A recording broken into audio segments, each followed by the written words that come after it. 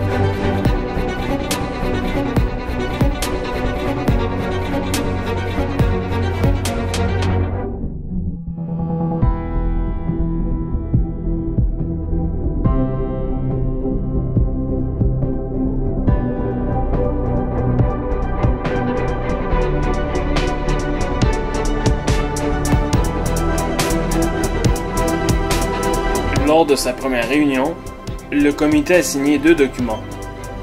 Une évaluation des exigences en matière de sécurité entre le Canada et les États-Unis et un plan de sécurité de base conjoint canado-américain.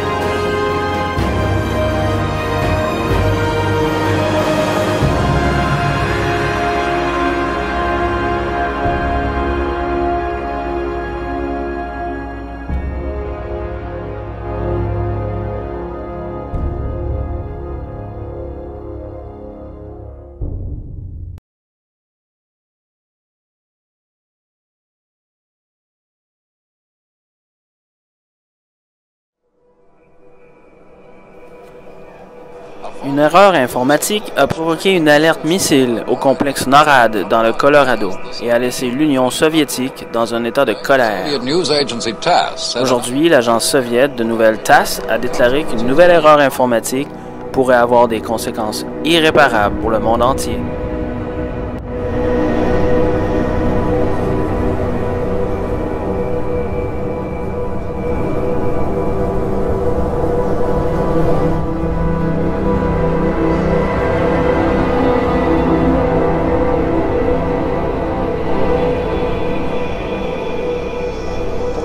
Ce matin, pendant 6 minutes, les signaux émis depuis le quartier général du NORAD ont indiqué qu'une attaque contre les États-Unis avait lieu. Il s'agissait d'une fausse alarme. La cause était, comme fut rapporté cet après-midi, une erreur informatique.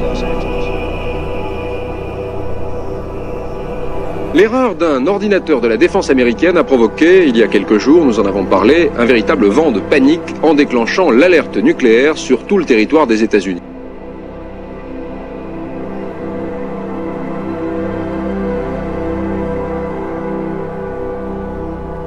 L'ordinateur avait décelé une attaque ennemie, mais c'était tout simplement une erreur. À Washington, Dominique Bomberger s'est penché sur cet incident inquiétant.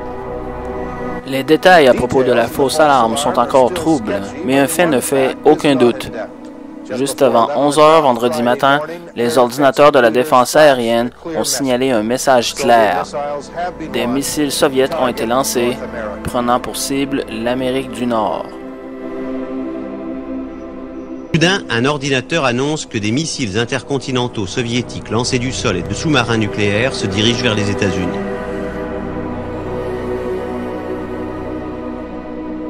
Le NORAD ne précise pas si le message d'alarme fut dirigé vers les sites de missiles, mais ce serait le cas en temps normal. Selon les sources, les bureaux de la Défense nationale à Ottawa ont reçu le signal d'alerte au même moment. Les fonctionnaires responsables regardaient leurs écrans pendant que leurs ordinateurs indiquaient le début de la Troisième Guerre mondiale.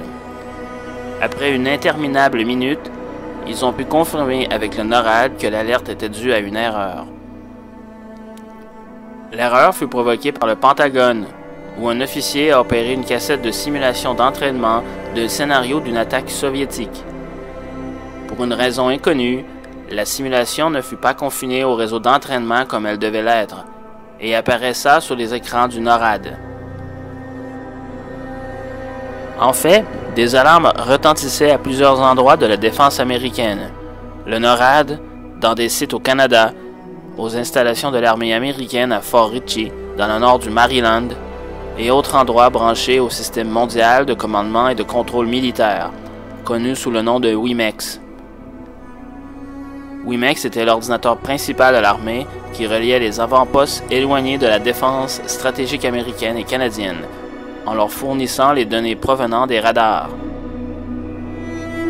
Mis en place après la crise des missiles cubains de 1962, il a également fourni un soutien opérationnel au NORAD. WIMEX était si sophistiqué et traitait les informations de défense si rapidement qu'il avait le pouvoir automatisé d'ordonner unilatéralement des préparatifs de guerre, y compris l'élévation des conditions de défense des États-Unis, ou DEFCON, et la mise en attente de bombardiers. Puisque l'avertissement se manifestait au siège du NORAD, il ne semblait pas s'agir d'un problème local quelconque. Les signaux furent également reçus aux autres centres de commandement aérien et au Pentagone. En réponse, les équipages des silos à missiles ont été mis en alerte renforcée et les équipages de bombardiers nucléaires ont embarqué dans leurs avions. Environ 10 chasseurs intercepteurs ont été lancés. Même le poste de commandement aéroporté du président Carter a décollé, mais toutefois sans le président à son bord. Il s'avérera plus tard qu'un technicien a inséré par erreur dans un ordinateur du NORAD une cassette d'entraînement qui simulait une grande attaque soviétique contre les États-Unis. En raison de la conception du système d'alerte, cette information a été largement diffusée par le réseau de commandement nucléaire américain. Un membre senior du département d'État déclara qu'à l'époque, les fausses alertes de ce type ne sont pas rares et qu'il y a une complaisance dans leur traitement qui est dérangeante. Une question demeure cependant, celle que le porte-parole du Pentagone s'est entendu poser l'autre jour.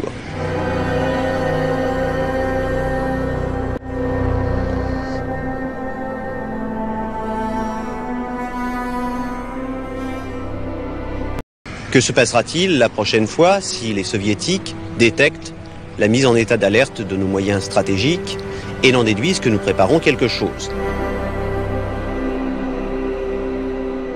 Aujourd'hui, l'USSR n'est pas trop contente, mais le porte-parole du NORAD insiste sur le fait que les ordinateurs seuls ne suffisent pas à déclencher une réponse armée. Les données radar et les informations du renseignement montraient que la situation était normale. Par conséquent, l'erreur humaine fut rapidement soupçonnée et rapidement confirmée.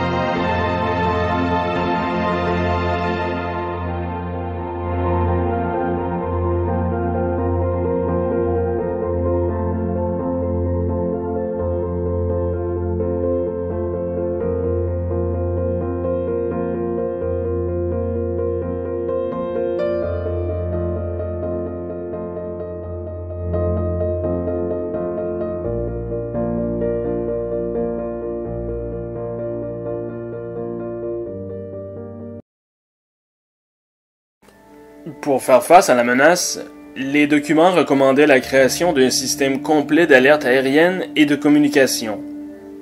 un réseau de bases de défense aérienne pour accueillir des avions intercepteurs pour couvrir toutes les zones vitales et stratégiques. Et finalement, l'installation de défense antiaérienne adéquate.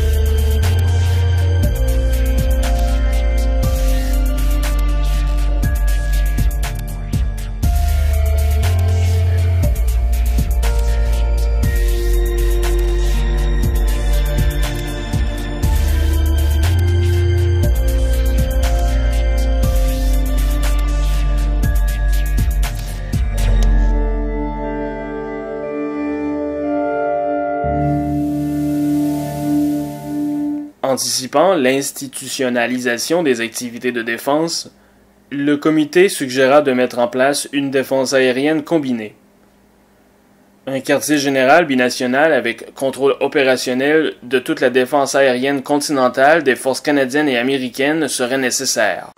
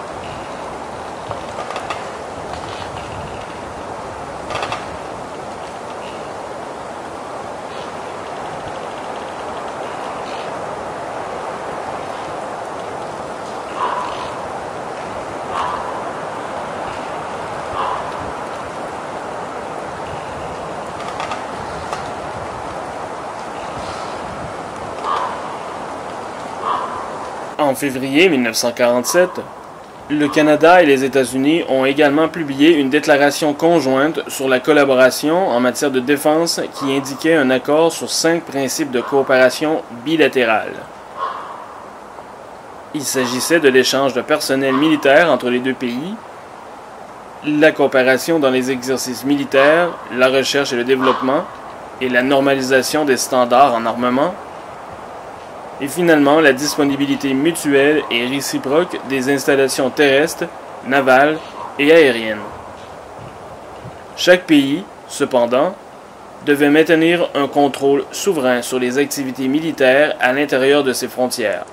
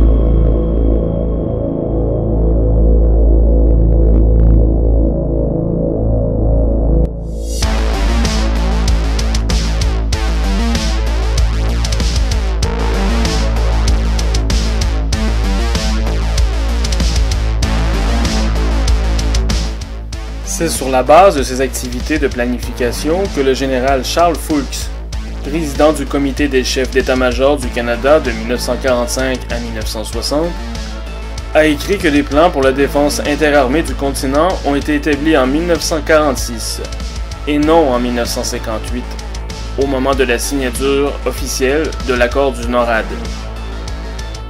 Néanmoins, les plans auxquels il fait référence n'étaient pas soutenus par des traités ou des accords exécutifs les rendant juridiquement obligatoires pour l'un ou l'autre des pays.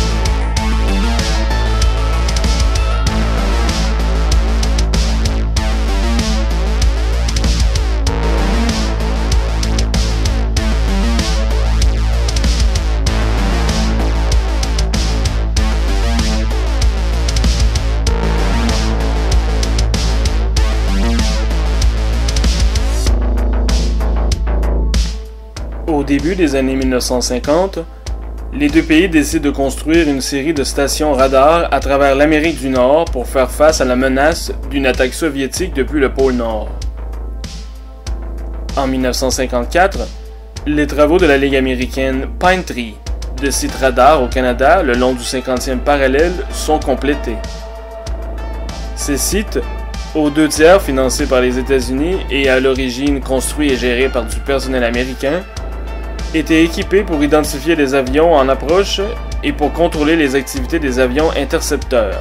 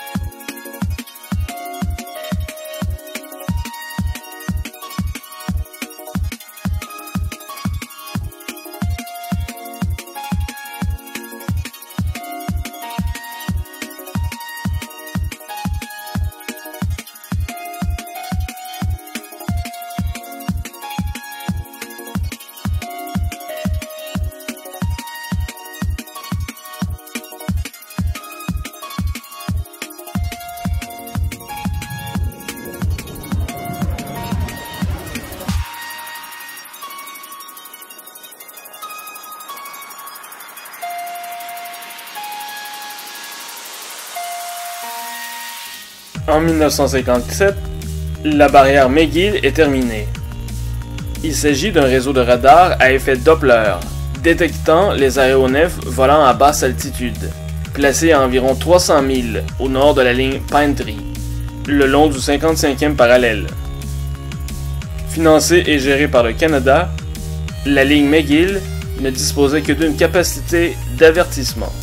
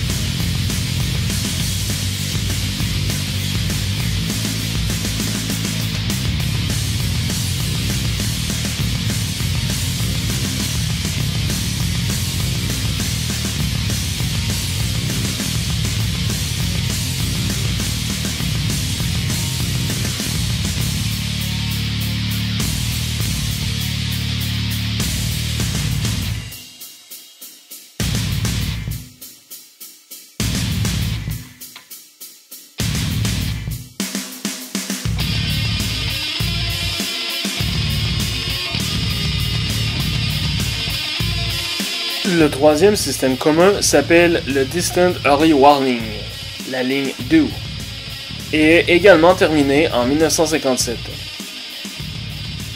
Le réseau de 57 stations, situé le long du 70e parallèle, peut prévenir une attaque originant du nord environ 3 heures à l'avance, avant qu'elle n'atteigne une zone à forte concentration de population. Les zones nord de l'océan Atlantique et Pacifique étaient quant à elles surveillées par les avions de guet aériens, les navires de guerre ou les plateformes marines de radar.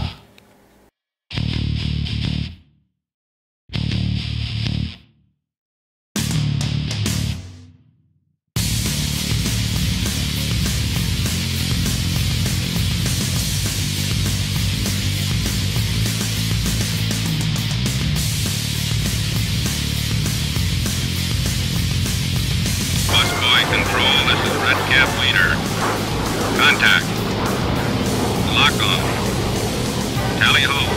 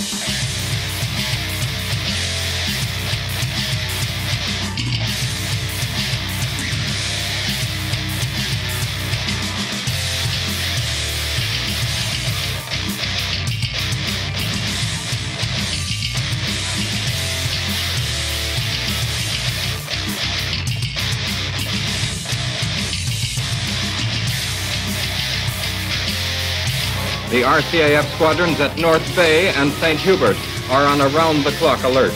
When the word comes to scramble, it takes them 3 minutes to get airborne.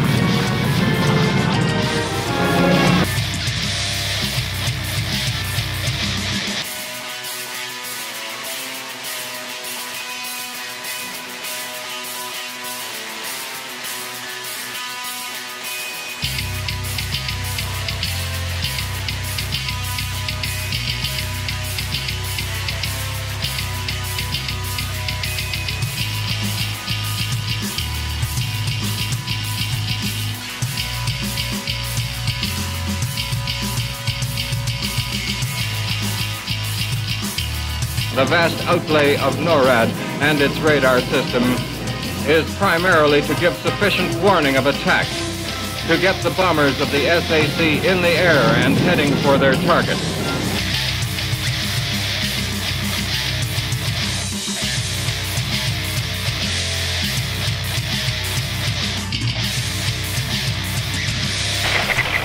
Fenced team that guards our land, our liberty, our home, and our family. It is the modern defense barrier.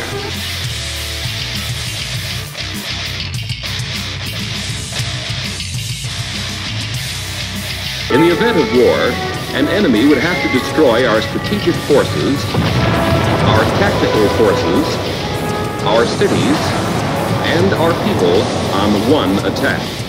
And the chances are that the enemy would strike us from the north.